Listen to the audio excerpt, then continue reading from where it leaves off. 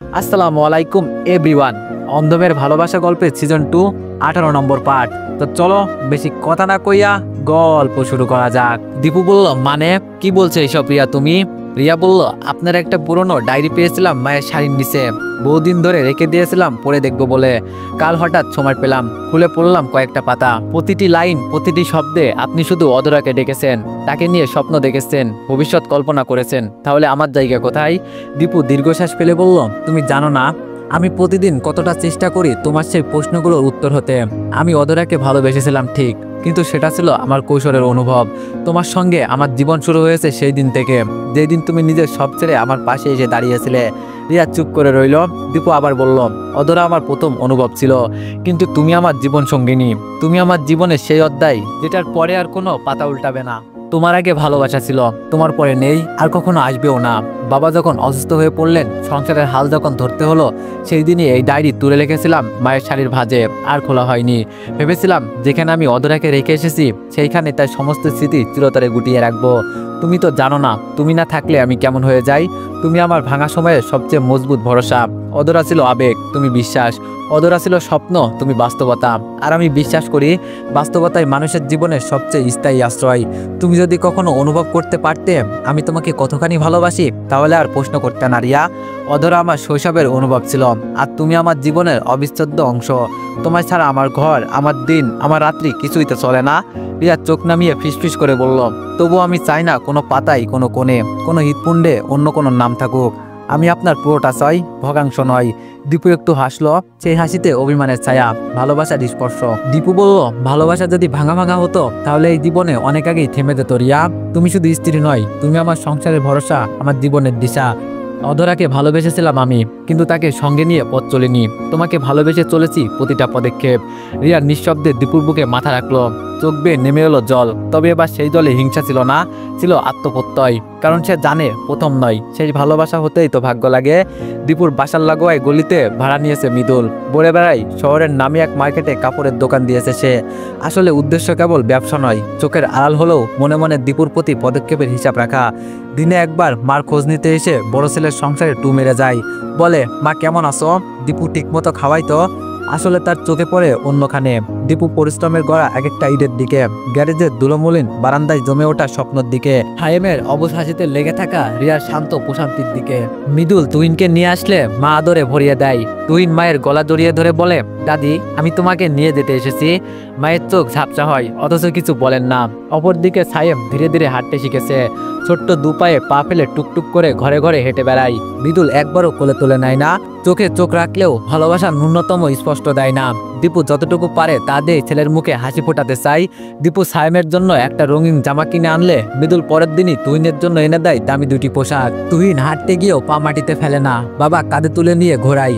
এ যেন অদৃশ্য এক প্রতিযোগিতা, যেখানে কেউ কিছু না বললেও যার যার চোখে স্পষ্ট উচ্চারণ, কে বেশি ভালো বাবা। দীপু এসব দেখে কিছু বলে না, শুধু দূর থেকে একটুখানি হেসে ছেলে সায়েমের মাথায় হাত রাখে। মনের ভিতর দিয়ে ঢেউয়ের মতো বয়ে যায় একটাই কথা, ভালোবাসা কখনো প্রতিযোগিতা হতে পারে না। ভালোবাসা মানে নিঃস্বার্থ থাকা, নীরব দায়িত্ব নেওয়া, প্রতিদান না চাওয়া। কিন্তু মৃদুল পদে পদে বোঝাতে চাই দীপু তার কাছে সায়েমকে দত্তক না দিয়ে কত বড় ভুল করেছে। দিনের অর্ধেক সময় কাটে গ্যারেজের তপ্ত ইঞ্জিনের মাঝে, লোহার গন্ধ, গ্রিসের দাগ, আর ক্লান্ত ঘাম মিশে যেন শরীর থেকে বেরিয়ে আসে তার জীবনের কাহিনী। বাকি অর্ধেক সময় চলে যায় বাড়ির কাজ সামলাতে, ইট, সিমেন্ট, রডের হিসাব, শ্রমিকের তদারকি। নিজের জন্য সময় রাখার মতো কোনো অবসর নেই, নেই বিশ্রামের ছায়া।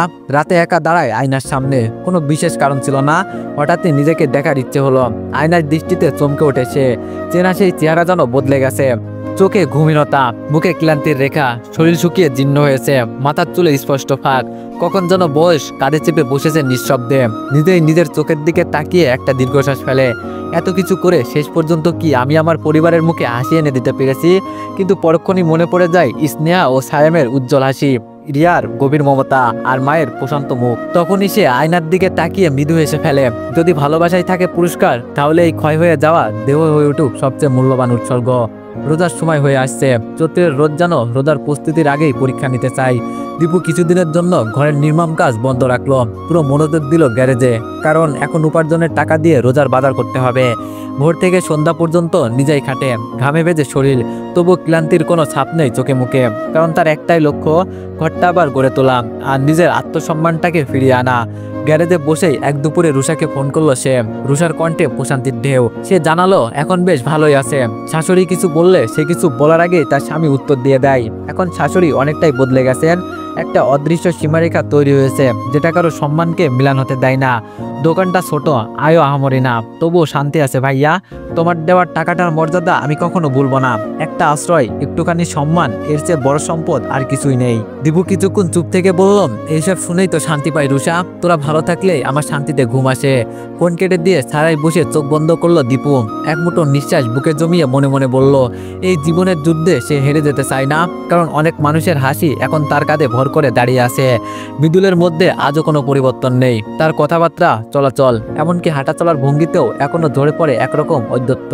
সে ব্যবসার কাজে শহরে এসেছে, এই নামেই পরিচিত দিয়ে বেড়ায়, কিন্তু দীপুর মনে গভীর একটা প্রশ্ন ঘুরপাক খায়। সে কি সত্যি ব্যবসার তাগিদে এসেছে, নাকি নীরব প্রতিযোগিতায় নেমেছে বড় ভাইকে হারানোর মঞ্চে? মাঝে মধ্যে বাসায় বড় রুই মাছ, ব্রয়লার মুরগি কিংবা ভারী ফলমূল এনে হাজির করে মৃদুল। তারপর ছোট্ট সায়েম স্নাকে ডেকে বলে, এই দেখো চাচ্চু কত বড় মাছ এনেছে, এই দেখো মুরগি। কিন্তু এই দেখানোই শেষ, না কোনো মাছের এক টুকরো, না কোনো রসালো ফলের এক খণ্ড সায়েম কিংবা তার ছোট বোনের ভাগ্যে জুটেছে। শুধু চোখের সামনে একরাশ বিলাসিতা আর হাতের মুঠোয় অভাবের শিকল। তো সন্তানদের জন্য তুই যে ভবিষ্যৎ আঁকছিস সেই স্বপ্ন যেন পূরণ হয়, এই দোয়াই থাকলো আমার। ঘরের বাতাসে তখন শান্তির এক নিঃশব্দ কম্পন ছড়িয়ে পড়ে। মায়ের ছোঁয়ার ভরসা ছায়া পায় আবার এক ক্লান্ত সন্তান। রিয়ার বড় ভাইয়ের পরিবার মোটামুটি সচ্ছল হলেও মেজ ভাইয়ের সংসার রিয়ার বড় ভাইয়ের পরিবার মোটামুটি সচ্ছল হলেও মেজ ভাইয়ের সংসারে নিত্যদিন এক ধরনের যুদ্ধ চলে। তাদের ঘরে যেন ভালোবাসার চেয়ে উচ্চস্বরের ঝগড়া আর অপমানেরই আধিক্য বেশি। প্রতিদিন অন্তত একবার বিচার সভা বসে, অভিযোগ, জবাব, প্রতিশোধ। তাদের সংসারে হাসির চেয়ে কান্নার, শব্দের চেয়ে তিরস্কার বেশি। মাঝে মধ্যে যখন রিয়ার মেজ ভাই তার স্ত্রীর উপর হাত তোলে, স্ত্রী তখন নীরব থাকার নারী নয়, সে প্রতিটি আঘাতের জবাব দেয় সমান আঘাতে। একটা গালির বদলে দুইটা গালি ছুড়ে দেয়। কথা নয়, যেন প্রতিযোগিতা চলে কে কাকে বেশি আঘাত করতে পারে। সেই বাড়ির দেয়ালগুলো পর্যন্ত বুঝে গেছে এই সংসার বোঝাপড়ার স্থান নয়, কেবল রাগ, অভিমান আর দুঃখ জমে আছে প্রতিটা কোনায়। এই সংসারে না আছে ভবিষ্যতের স্বপ্ন, না আছে শান্তি করার চেষ্টা। কেউ কারোর ভুল বুঝতে চায় না, শুধু কথার পাল্টা কথা, আঘাতের প্রতি আঘাত। রিয়ার মেজ ভাবির মাঝে সংসারের প্রতি বিন্দুমাত্র দায়িত্ববোধ নেই। তিনি কোনোদিনও স্বামীর সহনশীলতা শেখাতে চেয়েছেন বলে মনে হয় না। না তিনি নিজে সামাল দিয়েছেন সংসারের ভাঙাহাল, বাজারে কি আছে কি নেই তাতে তার কোনো আগ্রহ নেই। শুধু ঘরে রান্নার সময় বুঝতে পারেন চাল ডাল শেষ, আর তখনই শুরু হয় এক নতুন লড়াই। ভাবি কখনো ভাবেন না আগামীকাল কিভাবে চলবে, শুধু আজকের কড়াইয়ে কি পড়বে তাই নিয়ে তার যত সব ভাবনা। যেখানে সংসার মানে সঞ্চয়, সহমর্মিতা, পরস্পরের প্রতি শ্রদ্ধা, সেখানে তারা যেন একে অন্যের শত্রু হয়ে উঠেছেন। দীপুর মনে কেবল এক অজানা ব্যথা উকি দিতে লাগলো। মায়ের সেই শান্ত হাসির আড়ালেও যে চাপা কষ্ট লুকিয়ে আছে তা সে স্পষ্ট অনুভব করলো। তার কণ্ঠে কাঁপন জড়ালো। মা, আমার কথায় তুমি কষ্ট পাওনি তো? মা এবার একটু থেমে শান্ত গলায় বলল, কষ্ট না বাবা, আমি কষ্ট পাইনি। তবে সত্যি কথা বলতে কি, এত মানুষের সামনে একা বসে যখন খাবার খেতে হয় তখন নিজেরই খারাপ লাগে। তুই যে বলছিস আমি বুঝি সেটা ঠিকই। তোর ছেলে মেয়েদের দিকে তাকালো মনটা কেমন করে ওঠে, কিন্তু মৃদুলকেও কিছু বলতে পারি না। সবশেষে তো আমারই সন্তান, সে যদি ভুল বোঝে দূরে সরে যায়, সেই ভয়ও তো কিছু বলা হয় না। তোকেও কত কিছু বলতে গিয়ে বলতে পারি না। মায়ের চোখের কোণে জমে থাকা জলচাপা কান্না দীপুর অন্তর ভেদ করে গেল। সে মাথা নিচু করে বলল, তুমি যদি আমাকে না বলো তাহলে কে বলবে মা? আমি যে প্রতিদিন ভয় পাই তোমার মুখের দিকে তাকাতে। আমি চাই না তোমার জন্য কিছু করাটা আমার জন্য অহংকার হোক, আমি চাই সেটা হোক আমার দায়িত্ব, আমার ভালোবাসা। মা এবার কোমল হাতে ছেলের মাথায় হাত রাখলেন। তার চোখে এখন একটাই ভাষা, গভীর ভালোবাসা আর দোয়ার প্রার্থনা। তুই যতটুকু করছিস সেটা অনেক দীপু। একটা সন্তান যেমন হয় তুই তার চেয়েও বেশি। তোকে নিয়ে আমি গর্ব করি। তুই আমাকে বুঝেছিস, এটা সব সন্তানের পক্ষে সম্ভব না। দীপু আর কিছু বলল না, শুধু চুপচাপ বসে রইল মায়ের পায়ের কাছে। ছায়াম স্নেহা রেডি হয়ে দীপুকে ডেকে উঠল। ও বাবা, বললে না ঘুরতে নিয়ে যাবে? মেয়ের চঞ্চল কণ্ঠে ডাকা মাত্রই দীপু হাসি মুখে উঠে দাঁড়ালো। রিয়াকে বলে দুই হাতে ছেলে মেয়ের হাত ধরে বেরিয়ে পড়ল সে। শহরের কোলাহল ছাড়িয়ে গন্তব্য নেই, তবু উদ্দেশ্য আছে সন্তানের সাথে কিছু সময় কাটানো। ফুটপাত ধরে তিনজন হাঁটছে পাশাপাশি। স্নেহা একটু হাঁপিয়ে বলল, বাবা আর কত দূর? পা দুটো ব্যথা করে যাচ্ছে। দীপু হেসে মাথায় হাত রেখে বলল, এতেই হাঁপিয়ে গেলে আম্মু? জীবন তো এখন অনেকটা পথ বাকি। তোমরা যেমন হাঁটতে হাঁটতে একসময় গন্তব্যে পৌঁছাবে, তেমনই জীবনের পরিশ্রম করে একদিন সফলতাও ধরা দেবে। কিছুক্ষণ থেমে দীপু আবার বলল, জানো সফলতা কখনো সহজে আসে না। প্রত্যেক সফল মানুষের পেছনে থাকে অসংখ্য পরিশ্রম, ত্যাগ আর অপেক্ষা। সে উদাহরণ টানলো কেবল অনুপ্রেরণার জন্য। বলল, স্টিভ জবস যিনি ছোটবেলাতেই দত্তক গৃহে বড় হয়েছেন, তবু নিজের প্রতিভা দিয়ে গড়ে তুলেছেন অ্যাপেল, বদলে দিয়েছেন প্রযুক্তির ইতিহাস। জে.কে রাউলিং যার হ্যারি পটার বইটি 12টি প্রকাশনী ফিরিয়ে দিয়েছিল, তবুও তিনি থামেননি। আর সেই গল্পটি কোটি কোটি মানুষের জীবনের প্রেরণা। সায়েম চুপ করে বাবার মুখের দিকে তাকিয়েছিল। স্নেহা হাত দুটো আকাশে ছুঁড়ে হেসে বলল, তাহলে আমি অনেক বড় হব বাবা, এমন বড় যেন তোমার পরিচয় হয় আমার নাম দিয়ে। দীপুর চোখে চিকচিক করে উঠল। সে মৃদু কণ্ঠে বলল, তোমরা যদি মানুষ হও, দয়ালু হও, মাটির মতো নম্র হও, তাহলেই আমি গর্ব করে বলবো ওরা আমার সন্তান। আর সেই গর্ব হবে জীবনভর এক শান্তির আশ্রয়। হেঁটে চলা সেই বিকেল যেন হয়ে উঠল জীবনের এক অনুপম পাঠশালা, যেখানে বইয়ের পাতা নয়, বাবার কণ্ঠে লেখা হলো দুই শিশুর ভবিষ্যতের দিশা। রুষার স্বামী দোকান থেকে ফিরতেই শাশুড়ির মুখ গুমরা করে বসা। কোনো ভূমিকা না দিয়ে সরাসরি বললেন, বাচ্চা নিচ্ছিস না কেন? তুই কি আর সন্তানের মুখ দেখবি না? এই বাড়ির বংশধর তবে কোথা থেকে আসবে? প্রতিদিনকার এই পুনরাবৃত্তি আজ আর নতুন কিছু নয় রুষার কাছে। সে মাথা নিচু করে দাঁড়িয়ে থাকলো, কিন্তু তার স্বামী চুপ করে রইল না আজ। দীর্ঘশ্বাস ফেলে শান্ত গলায় বললেন, মা, আল্লাহ চাইলে রুষার কোলেই আসবে আমার বংশধর। আর যদি আল্লাহ না চান, তাহলে এক নয় 10টা বিয়ে করলেও কোনো লাভ হবে না। সন্তান হোক বা না হোক, তা একমাত্র তার ইচ্ছায় নির্ভর করে। রুষার শাশুড়ি একটু দমে গেলেন না, জেদের সুরে বললেন, তাই বলে কি চেষ্টা করবি না? কেবল তাকিয়ে থাকবি ভাগ্যের দিকে? ছেলের কণ্ঠে এবার একটু কঠিন হলো। কে বলছে আমরা চেষ্টা করছি না? আমরা দুজনেই সব রকম চেষ্টা করছি। ডাক্তার দেখিয়েছি, ওষুধ খেয়েছি, দোয়া করছি, রোজা রাখছি। তবুও সন্তান তো কেবল দাম্পত্য জীবনের উদ্দেশ্য নয় মা। রুষা আমার স্ত্রী, আমার দায়িত্ব, আমার সম্মান। তাকে ছোট করে আমি কখনোই বড় হতে চাই না। রুষার চোখ চিকচিক করে উঠল। শুধু চোখে নয়, মনে যেন বৃষ্টির পর এক ফালি রোদ এসে পড়েছে। স্বামীর এমন প্রতিবাদ ও সজাগ অবস্থান তাকে প্রশান্তি দেয়। এমনও ভালোবাসা ভাষা হয় তা যে সে কখনো জানতো না, শুধু অনুভব করেছিল অন্তরের গভীর এক আশ্রয়ে। সে ধীরে পায়ে আওয়াজ ছাড়া পাশে গিয়ে বসলো। অল্পসারে বলল, আমার কোলখালি থাকলেও আপনি যে আমার পাশে আছেন, এতটুকুই আমার পূর্ণতা। তার স্বামী হাত ধরে বলল, তোমার কোলে হয়তো এখন খালি, কিন্তু তোমার বুকটা আমার ভালোবাসায় ভরা। আর যাই হোক, আমাদের আর কখনো ভালোবাসার অভাব থাকবে না। ফুটপাত ধরে হাঁটছে তিনজন, তার পাশে ব্যস্ত শহর, কিন্তু দীপুর দৃষ্টি নিবদ্ধ রাস্তার ধারে বসে থাকা অনাথ কিছু শিশুদের দিকে। কোনোটা ময়লা কুড়িয়ে হাতে নিয়েছে, কোনোটা ভিক্ষার পাত্র বাড়িয়ে দিয়েছে পথযাত্রীর দিকে। দীপু থেমে দাঁড়ালো। দেখো বাবু, ওদের ভালো করে দেখো। তাদের গায়ে নেই ঠিকঠাক জামা, পায়ে নেই জুতো, পেটে নেই ভরপুর খাবার। একদিন সন্ধ্যায় চুপচাপ দাঁড়িয়ে থাকা রিয়াকে দেখে দীপু কড়া গলায় বলেছিল, ছেলে মেয়েকে এই বাড়ি ওই বাড়ি যাতায়াত করতে দিবে না রিয়া। ওদের চোখে যেন লোভের ছবি না আঁকে। ওদের শেখাতে হবে কিভাবে মানুষের মুখে খাবার তুলে দেওয়ার আগেই নিজের কপালের ঘাম মুছতে হয়। আমি চাই আমার সন্তানরা হোক অল্পতে তুষ্ট, অহংকার নয়, তারা যেন শিখে কৃতজ্ঞতা। তবুও শান্তি মেলে না মৃদুলের। মাকে দেওয়ার নাম করে রোজ রোজ ইফতারি নিয়ে আসে, কিন্তু খাবারের পরিমাণটা এমন হিসাবই যেন শুধু একজনের পেটি ভরুক, আর কারো যেন নজর না পড়ে। দীপু বোঝে এ এক ধরনের সূক্ষ্ম খোঁচা, এক ধরনের শ্রেষ্ঠত্ব দেখানোর প্রয়াস। নিজে বসে মাকে খাইয়ে দেয়। মায়ের ঠোঁটের কোনায় কিছুমাত্র হাসি ফুটলেও দীপু যেন দেখতে না পারে এমন কৌশলে বিদায় নেয়। হায়েম জানে না কেন ইফতারের সময় বাবার মুখটা গম্ভীর্য লেগে থাকে, কেন মা অল্প খাবার পাতে তুলে দেয়, কেন ইফতারিতে ফলমূল থাকে না, কেন দাদির প্লেটের পাশে তার হাত ছুঁতে গেলেই মাথাকে টেনে সরিয়ে নেয়। এই ঘর, এই পরিবার, এই রক্তের বন্ধন সব আছে, তবু কিছু নেই, ভালোবাসা নেই, সংবেদন নেই, তাই স্পষ্ট। রিয়ার বিষণ্ণ মুখটা যেন চাঁদের উপর মেঘের ছায়া। নীরবে বসে রয়েছে সে, চোখ দুটো নিচের দিকে, অথচ মনের ভিতরে চলছিল প্রবল ঢেউ।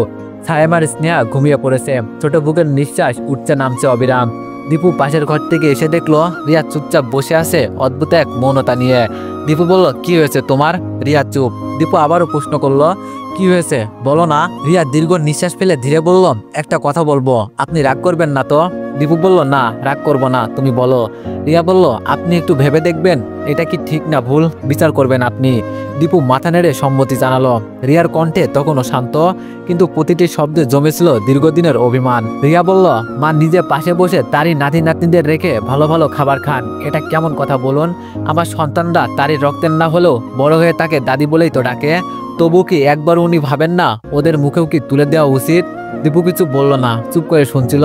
রিয়া বলল, আমি তো বলি না মৃদুল যেন কিছু নিয়ে না আসে, আমি শুধু বলি আমার সন্তানদের যেন ওইসব দেখিয়ে না খাওয়ানো হয়। আমি মায়ের ঘরে কেন ওদের যেতে দিই না জানেন? কারণ ওরা এইসব দেখে কান্না করে, খেতে চাই, আমি তাদের দিতে পারি না। কিন্তু আপনি বলেন ওরা দাদির ঘরে যাক, আদর পাক। আদর আদর যদি বিভাজিত হয় তবে সেটা আদর না, সেটা অবহেলা হয়ে দাঁড়ায়। দীপু বলল, রিয়া। রিয়া বলল, না, আজ আমি বলবো। আপনি নিজেই বলেন মৃদুল নিজের হাতে খাইয়ে দেয় মাকে, তাহলে উনি তো বলতে পারেন না আমি খাবো না যদি সায়েমার স্নেহা না খাই। উনি কি কখনো বলছেন? উনি কি কখনো মৃদুলকে থামিয়েছেন? দীপু চোখ নামিয়ে ফেলল, কিছু বলতে গিয়েও থেমে গেল। রিয়া বলল, ওরা তাদের রক্তের কেউ না বলেই তো এতটা দূরত্ব। আমার বুক ফেটে যায় যখন দেখি নিজের দুই সন্তানের দিকে তাকিয়ে কেউ ভালোবাসার ছায়াও ফেলতে চায় না। আপনি নিজের ভাইয়ের দই দেখেন, কিন্তু মায়ের ভূমিকা নিয়ে আপনি একবারও ভাবেন না কেন? দীপু দীর্ঘশ্বাস ফেলল, তার কণ্ঠ জানো কেমন ভারী হয়ে এলো। দীপু বলল, আমি সবই বুঝি রিয়া, কিন্তু কিছু কথা না বলেই বুকে পাথর হয়ে জমে থাকে। তোমার মতো সাহস আমার নেই যে খোলাখুলি বলতে পারি কাকে কোথায় ব্যথা দিচ্ছি। আমি তো চুপ করে সহ্য করি। রিয়া বলল, চুপ করে থাকলে অন্যায় থামে না, বরং সাহস পেয়ে যায়। আমার সন্তানেরা যেন কেউ অবহেলার চোখে না দেখে, এতটুকুই চাই আমি। কারণ তারা আমাদের পরিশ্রমে বেড়ে উঠেছে, মনের রক্ত ঘামে তাদের আমরা বড় করেছি। দীপু ধীরে উঠে দাঁড়ালো, গলা নিচু স্বরে বলল, তুমি ঠিক বলেছ, আজ থেকে ওদের আর কাউকে ছোট করে দেখতে দেব না। এরা আমার জীবন, আমার আত্মা। এদের চোখে জল এলে আমিও আর শক্ত থাকতে পারি না। রিয়া একটুখানি হাসলো, মাথা নিচু করে বলল, আপনার এই কথাগুলোর জন্যই আমি সবকিছু ছাড়তে পেরেছি। আপনার পাশে থাকার জন্য সব যন্ত্রণাকে আপন করে নিতে পেরেছি। অতীতের সেই শূন্যতা ভরা রাতগুলো যখন একটা কোমল ছোঁয়ার জন্য সারাটা রাত চোখের পানি ফেলতো রুহি, আজ যেন তারই প্রতিদান নিয়ে ফিরে এসেছে। স্বামীর হাতের উষ্ণতায় এক অনাবিল প্রশান্তি ঘিরে ধরেছে তাকে। চুপচাপ বসে থাকা রুহির চোখে তখন শুধু কৃতজ্ঞতা, চোখের কোণে চিকচিক করে উঠল এক বিন্দু জল। স্বামী আস্তে করে জিজ্ঞেস করলো, কেমন লাগছে? রুহি কিছু বলল না, শুধু মাথা নিচু করে হাসলো। সেই হাসিতে যেন লুকানো ছিল হাজারো না পাওয়ার গ্লানি, মুছে পাওয়ার গভীর তৃপ্তি। তারপর ধীরে বললাম, এইটুকু স্পষ্টই তো চেয়েছিলাম এতদিন ধরে, শুধু একটু বোঝার মানুষ, একটু মন দিয়ে ভালোবাসা। আজ মনে হচ্ছে আমি বেঁচে আছি, ভালোবেসে বেঁচে আছি। স্বামী চুলে আরো একটু তেল ঢেলে দিয়ে আদর করে বললাম, কষ্টের দিন পেরিয়ে গেলে তবেই তো সুখের মর্ম বোঝা যায়। আমি জানি অনেক কিছুতেই আমি দেরি করেছি, কিন্তু এখন থেকে আর কোনো অভাব থাকবে না, না ভালোবাসায় না যত্নে। রুহি এবার চোখ বন্ধ করলো, চোখ বেয়ে নেমে এলো এক বিন্দু জল, শান্তি আর ভালোবাসার জল, যেটা কোনো অভিমান নয়, বরং এক দদ্দ অপেক্ষার পূর্ণতা। ঘরের বাতাসে তখন শুধু নিঃশব্দ ভালোবাসার গন্ধ, যেখানে শব্দের দরকার পড়ে না, শুধু অনুভূতি বলে দেয় আমি আছি তোমার জন্য। সকালে ধীর পায়ে মায়ের ঘরে গেল দীপু, কোমল কণ্ঠে বলল, মা তোমাকে কিছু বলার ছিল। মা বলল, হ্যাঁ বল, শুনছি। দীপু এক মুহূর্ত থেমে নিঃশ্বাস নিল, তারপর বলল, মা মৃদুলের মতো আমার কাছে টাকার পাহাড় নেই, যা পাই তাই দিয়ে কোনো রকমের সংসার চালাই, তাই তোমাকে সবসময় ভালো মন্দ খাওয়াতে পারি না। তুমি চাইলে মৃদুলের কাছে থেকে যেতে পারো, আমি কিছুই মনে করব না। আমার মন রাখতে বলছি না, আমি সত্যিই চাই তুমি যেখানে ভালো থাকো। তুমি যদি ওখানে ভালো খেতে পাও, স্বস্তি পাও, তাহলে তুমি ওইখানেই থাকো, আমি খুশি হব। মা কিছু না বলে চুপচাপ ছেলের দিকে তাকিয়ে থাকলেন। দীপু মাথা নিচু করে আবার বলল, আমি জানি তোমার মন অনেক বড়, তুমি রাগ অভিমান করো না, কিন্তু একটা অনুরোধ করছি, যদি তুমি এখানে থাকতে চাও তাহলে মৃদুলকে বলো যেন এইসব ভারী খাবার না নিয়ে আসে। আমার সন্তানরা যখন এইসব দেখে তাদের চোখে যে আকুলতা জমে তা আমি সহ্য করতে পারি না। আমার সাধ্য মতো ওদের ফলমূল দিই, তবু প্রতিদিন না দিতে পারলে ওরা কষ্ট পায় আর আমি ভেঙে পড়ি। আমি চাই না ওরা অভ্যাস গড়ে তোলে এমন কিছুর প্রতি যা আমি দিতে পারি না। আমি চাই ওরা বুঝে যাক সুখ মানে কেবল রাজকীয় খাবার নয়, বরং শান্তি ও ভালোবাসায় মোড়া একবেলার ভাতও অনেক। দীপুর কথা শুনে মা কিছুক্ষণ চুপ করে রইলেন, তারপর ধীরে ধীরে উঠে জানালার পাশে গিয়ে দাঁড়ালেন। মায়ের চোখে মুখে তখন এক অদ্ভুত বেদনা মিশানো প্রশান্তি। তিনি জানেন এমনটা একদিন হবেই। জীবনের শেষ প্রান্তে এসে মায়েরা বোঝেন কার চোখের ভালোবাসা সত্য, কারটা কেবল কর্তব্য। নরম স্বরে বললেন, দীপু তুই যেটুকু পারিস ততটুকুই দিস। আমি তোদের মুখের দিকে তাকিয়ে খাই, খাবারের দিকে নয়। মৃদুলের বড় বড় খাবারের মমতা গন্ধ নেই, আর তোর শুকানো ভাতেই আমি সন্তুষ্ট, কারণ তোর মনটা আমার পাশে বসে থাকে। দীপু মায়ের পায়ের কাছে এসে বসে পড়ল, তার গলা বেয়ে নেমে এলো অশ্রু। চুপচাপ মাটির দিকে তাকিয়ে রইল কিছুক্ষণ, তারপর বলল, মা আমি কখনো চাই না তুমি কষ্ট পাও, কিন্তু আমার ছেলে মেয়েদের আমি সেই পথে বড় করতে চাই না যেখানে পেট পূর্ণ থাকে কিন্তু মন খালি হয়ে যায়। তারা যেন বুঝতে শেখে কষ্টের ঘাম দিয়ে কেনা খাবারই সবচেয়ে বেশি স্বাদ। মা এক হাতে ছেলের মাথায় হাত থেকে বললেন, তুই যেমন চাস তোর সন্তানরা তেমনই হবে। আমি কথা দিচ্ছি এখন থেকে আর মৃদুল এসব আনতে দিব না। তবুও দেখো তারা বেঁচে আছে, হাসে কাঁদে, কাজ করে শুধু বেঁচে থাকার জন্য। সে হাঁটু গেড়ে বসে দুই সন্তানের চোখের সমান হয়ে বলল, তারা তোমাদের মতো স্কুলে যেতে পারে না, খেলনা নিয়ে খেলতে পারে না, তাদের সকাল শুরু হয় না বাবার স্নেহে কিংবা মায়ের কোলে ঘুম ভেঙে। তাদের জন্য নেই কারোর ভালোবাসা, নেই কেউ যে আদর করে ডাকবে। স্নেহা ধীরে বলল, আমরা তো তাদের চেয়ে ভালো আছি তাই না বাবা?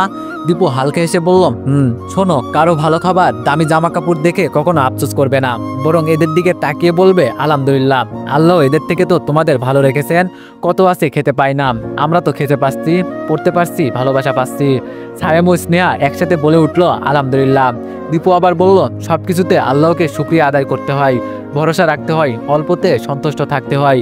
এই যে দেখছো ছোট ছোট বাচ্চারা, ওদের চাহিদা কিন্তু খুব বেশি না, 3 বেলা পেট ভরে খাওয়া আর গায়ে জড়ানোর মতো জামা, শুধু এতটুকুই চাই ওরা। তবে ওদের কপালে তাও জোটে না। সায়েম সরল কণ্ঠে বলল, আমি ওদের খাবার কিনে দিব, জামাও কিনে দিব। তার কথায় স্নেহা হেসে উঠল। দীপু সাথে সাথে বলল, স্নেহা, কেউ ভালো কাজ করতে চাইলে তাকে নিয়ে হাসাহাসি করা ঠিক না, বরং উৎসাহ দিতে হয় যাতে সে ভালো কাজটা সত্যি করে ফেলতে পারে। স্নেহা মাথা নিচু করে চুপ হয়ে গেল। দীপু দুই সন্তানের মাথায় হাত রেখে বলল, জানো, বইয়ের পাতা থেকে সব শেখা যায় না, জীবনের কঠিন অভিজ্ঞতা, রাস্তায় দেখা মানুষের গল্প থেকেও শেখার অনেক কিছু আছে। মানুষ হতে হলে কেবল বিদ্যা নয়, দরকার হৃদয়ের গভীরতা, অন্যের দুঃখ বোঝার চোখ। তারপর ধীরে ধীরে হেঁটে চলল তারা। আকাশে সূর্য মধ্য গগনে, আর 3টি হৃদয়ে এক অনাবিল মানবিক আলো ফুটে উঠল, নীরব কিন্তু দৃঢ় এক শিক্ষার আলো। তো এভরিওয়ান, নেক্সট পার্টের জন্য সবাই অপেক্ষা করো, আর সবাই একটু বেশি বেশি লাইক আর কমেন্ট করে দিও। ধন্যবাদ।